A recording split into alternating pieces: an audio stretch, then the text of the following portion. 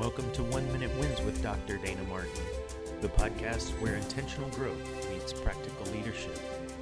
One quote, one lesson, one action to help you lead yourself and others better. Let's jump in.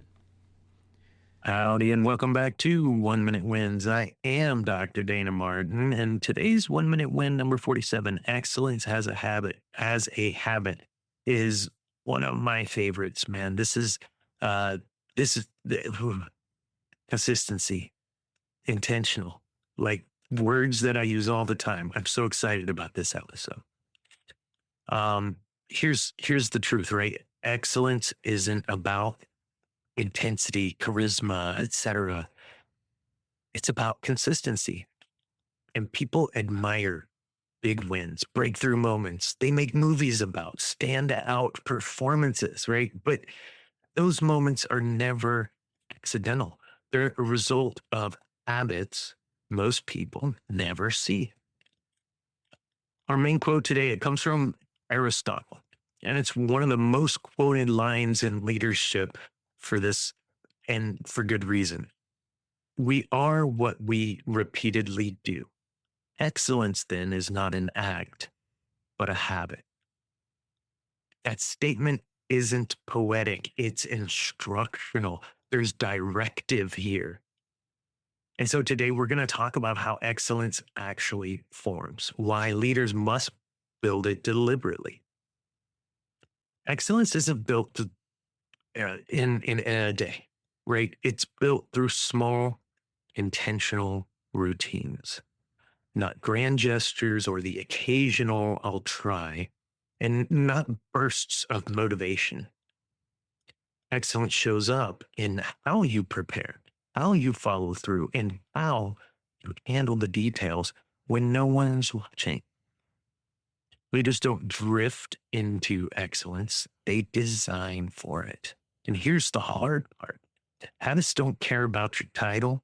Habits don't care about your feelings. They care about your discipline. I worked with leaders who wanted excellent teams, but they tolerated inconsistent behavior. This is a hard one. Missed deadlines were, oh, I understand. I get it. Preparation was, I understand that too, and it's optional as long as you know the material. Follow-up only occurred when there was time for it. And what those managers and leaders got was average performance with the occasional flash of brilliance. But then I've seen leaders set non-negotiable habits. Meetings will start on time. Commitments are tracked. Preparation is expected. This is not micromanagement. It's discipline. Nothing flashy, nothing dramatic, but over time, performance stabilized, trust increased, and results followed. It's the same thing with yourself. An athlete's not going to go out like Usain Bolt and win the 100 in world record time. And while we celebrate that, he's not going to be able to do that without his habitual obsession with daily intentional action. Consistent daily intentional action. Excellence in these cases was not demanded, and excellence was not attained.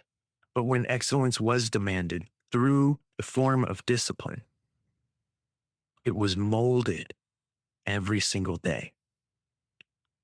Here's the data. European Journal of Social Psychology found that it takes an average of 66 days for a new behavior to become automatic. Okay, that means if you're going to the gym, it's not going to happen in 3 days, in 1 week, overnight, 21 days. Keep throwing it. No, 66 days. Consistency matters more than intensity. People who practice small behaviors regularly were far more likely to sustain them than those who tried to make big changes all at once. Excellence doesn't come from heroic effort. It comes from repeatable systems that you can control, that you get to put in place. So here's another way to frame it. I like this quote. You don't rise to the level of your goals. You fall to the level of your systems. Leaders they don't get the culture they want. They get the habits they allow, right? I'm pausing here because I'm thinking through that one more time. Leaders don't get the culture they want. They get the habits they allow. Wow. So if you want excellence, it has to be built into the daily systems, the daily rhythm, and not saved for just the special occasions. I've had seasons myself where I've chased excellence just through effort. Long hours pulling out the laptop as soon as I got home, extra pushes, burnout disguised as commitment. And what changed was realizing this, that excellence that depends on motivation is not sustainable. But excellence that's embedded in habit is. When I simplified expectations and focused on a few core behaviors, preparation, follow through, reflection, it all improved. And I had less stress, more consistency, and ultimately, of course, better results. Habits carried the weight when motivation didn't. I'm not motivated to get up this morning and go to the gym, but I know I have to. It's embedded in me. There's that word, embedded, again. So here's how to turn excellence into habit. 4, 5, 3, 4. We've got 4 today. Number 1, identify one behavior that matters most. Not 10, not 20, not several. 1. Number 2, make it repeatable. If it's too complex, it's not going to last. Simplify. Number 3, tie it into an existing routine. Habits stick when they're connected. And number 4, protect it. Don't negotiate with it when pressure rises. All right, what are those? Number 1, identify one behavior that matters most. Number 2, make it repeatable. Number 3, tie it into an existing routine. And number 4, protect it. Excellence isn't created by doing more. It's created by doing the right things every time. So, what habit reflects your best self?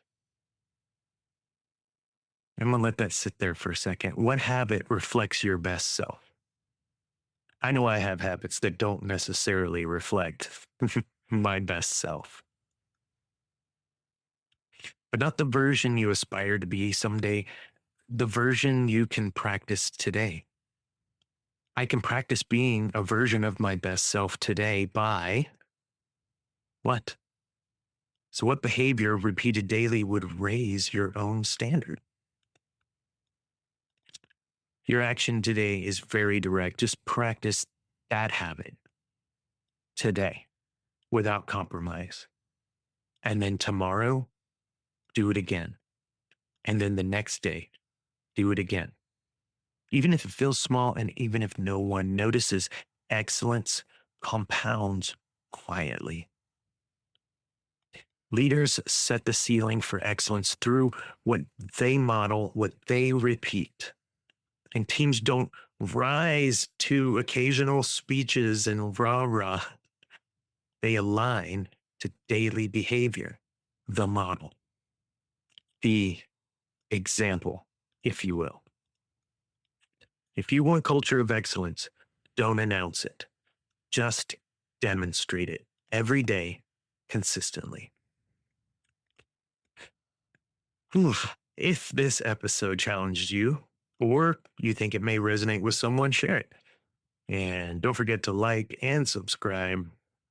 And always remember, not yet, always remember there's a book out there, 1 Minute Wins, Volume 1.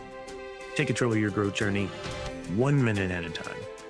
And every 1 minute win either has or will have a podcast to go with. Okay, now, thank you for listening. I am Dr. Dana Martin. For more information, go to dmilm.com, and always remember, be the example.